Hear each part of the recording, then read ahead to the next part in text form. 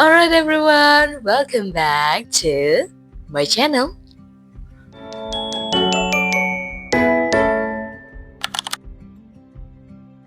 Jadi teman-teman, sesuai janji yang pernah gue bilang di video sebelumnya di tahun 2026 ini, gue pengen banget aktif lagi bikin konten dan lebih terjadwal serta terstruktur lagi untuk bikin kontennya, karena I think I really love the idea of content making.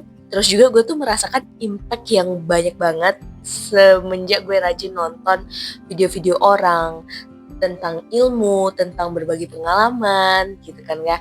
Terus juga I think why not to take a turn to inspire each others gitu kan. That's the fundamental reasons why I take an action to be content creator.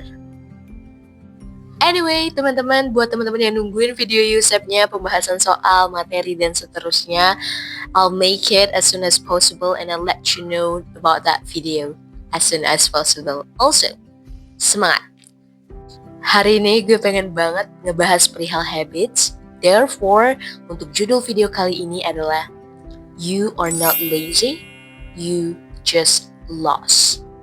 Oke teman-teman, kita ganti space dulu karena gue lupa nge-charge lampu utama gue. Front line-nya lupa lagi, I'm so sorry. So let's continue about our discussion. Judul gue ini terinspirasi dari salah satu postingan di Instagram yang ngebahas perihal self-development. Jujur gue lupa akunnya apa dan gue udah cari apakah gue nge-save. Gue rasa waktu itu gue nge-save tapi ternyata enggak. Itu tahun lalu. Dan itu tuh postingan yang eyes opening bagi gue. Karena di sana tuh dibilang kita sebagai manusia itu terkadang lupa untuk menjadi manusia. Artinya kita seringkali merasa bersalah ketika kita bosan, ketika kita males, ketika kita nggak mau ngapa-ngapain. Which is somehow it is not that wrong, but that narrations can change our view on ourselves. That is why I think we need to understand that our identity as manusia gitu ya, as a humans, itu jangan sangat cepat kitanya dalam menyimpulkan bahwa kita tuh pemalas, bahwa kita tuh nggak pinter, bahwa kita tuh bodoh dan seterusnya. Hal itu subconsciously in our mind membentuk cara kita memandang diri kita sendiri. Akhirnya apa? Ketika kita memandang diri kita pemalas, kita nggak pinter, kita nggak sehebat yang lain, kita menjadikan hal itu sebagai kepercayaan sehingga kita tidak percaya bahwa ada alternatif pemikiran lain yang sebenarnya juga bisa kita usahakan dan juga bagian dari diri kita. Bagian dari diri kita di sini adalah usaha yang sangat mungkin kita lakukan untuk mengubah itu semua. That is why I think I do love the perspective dari buku The Courage to be Disliked atau berani tidak disukai. Di buku itu tuh apa ya teman-teman? Teman-teman wajib baca itu di tahun 2026. Salah satu hal yang paling berkesan di gue adalah kita tuh harus mencoba untuk keluar dari victim mentality, di mana orang tuh selalu menggunakan, di mana victim mentality ini perlahan-perlahan akan meninabobokan kita untuk tidak melakukan usaha yang masih mungkin kita lakukan hanya karena kita berbeda dalam penderitaan. Tapi juga menurut gue kita juga nggak bisa sesederhana itu memandang sesuatu ya teman-teman. Banyak banget dimensions yang terjadi dan memang penderitaan atau kesulitan orang memang berbeda-beda. Tingkat kesulitannya pun berbeda-beda, bahkan cara menghadapinya pun berbeda-beda. Tetapi mungkin yang ingin penulis narasikan di buku The Courage to be Disliked itu adalah hal yang baik, agar kita tuh mau berjuang untuk diri kita sendiri gitu. Jadi memang kita nggak bisa mensimplifikasi gitu kan ya masalah-masalah orang lain. Seperti yang gue bilang, berbeda-beda. Tapi ketika kita ingin masalah atau sesuatu itu selesai atau sesuatu itu berakhir, we need to take a bold action. We need to take a radical step. Kadang kalau kita tuh terlalu soft, terlalu lembut terhadap sesuatu gitu ya, itu it's not going to solve the problem anymore. Maka dari itu, menurut gue, ketika kita ingin berubah, kita memang harus keluar dari victim mentality, dari keengganan untuk berusaha, dari keengganan untuk mencari tahu apa lagi yang bisa kita lakukan. Itu adalah hal yang crucial. So, I am back teman-teman. Jadi, untuk itu, gue pengen banget ngebahas 3 habits yang bakalan gue bangun di tahun 2026 ini. So, let's get started. Baca buku. I think di tahun 2025 kemarin gue tuh lumayan sedikit gitu membaca buku. Gue lebih sering menghabiskan waktu di social media, I think, personally. Nah, di tahun 2026 ini, gue akan mencoba untuk lebih banyak membaca buku, baik itu fisik or digital, ya, untuk diri gue sendiri. Jadi gue pengen banget mencari tahu lebih dalam tentang psikologi manusia, terus gue juga pengen banget mengetahui tentang dunia.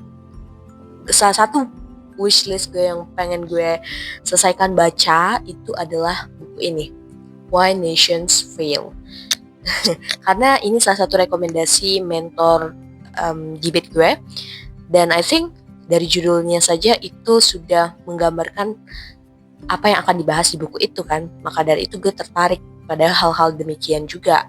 Dan juga buku-buku pengembangan emotional intelligence dan juga buku-buku fiksi yang juga akan membantu vocabulary gue di bahasa Inggris. Nah, mungkin teman-teman yang merasa, aku nggak terlalu suka baca buku gitu, aku lebih seneng mendengar, aku lebih seneng A, aku lebih seneng B gitu. Tapi menurut gue, ketika lo baca buku, itu sangat melatih fokus lo, sangat melatih cara berpikir lo, dan sangat melatih wawasan lo untuk lebih terbuka terhadap apapun itu, terhadap mindset orang lain, terhadap cara pandang orang lain, dan lo bisa meningkatkan sisi emotional intelligence lo tanpa lo sadari lo melakukan itu. Jadi kayak semacam hidden things yang lo gak bisa dapetin hanya dengan game, hanya dengan nonton video podcast gitu. Karena menurut gue yang ada di podcast, yang ada di video itu adalah synthesize dari buku. Karena di buku itu teman-teman, lo bisa mendapatkan hal yang mungkin tidak dinarasikan oleh orang lain di video. Dan dari setiap lembar halaman itu, lo punya ability untuk menangkap tulisan itu by your view, tanpa terpengaruh, tanpa sintesis dari orang lain. Maka dari itu, gue sarankan banget, dan diri gue pribadi juga merasa impact dari baca buku itu adalah gue bisa ngomong lebih teratur, lebih terstruktur, gue juga bisa bercerita lebih baik. One of the most crucial factors untuk berbicara itu adalah membaca. Karena dengan lo banyak input, lo juga bisa mengeluarkan output yang berkualitas. So, I think rather than you overstimulating yourself with a lot of quick dopamine, lebih baik lo fokus, lebih baik lo baca, lo ambil buku, dan lo pelajari itu. Pilih topik yang lo tertarik, pilih topik yang membuat lo gak ngerasa kalau udah baca sekitar 2 jam gitu ya misalnya. Jadi make sure you find your own interest. Mantap. Habits yang kedua adalah menjadwalkan diri. Habits ini bakalan gue lebih kuatkan di tahun ini, karena tahun kemarin tuh gue juga rutin melakukan ini ya, melakukan penjadwalan. Cuman memang pas di akhir-akhir itu agak sedikit nggak teratur gitu loh, karena gue agak mager gitu.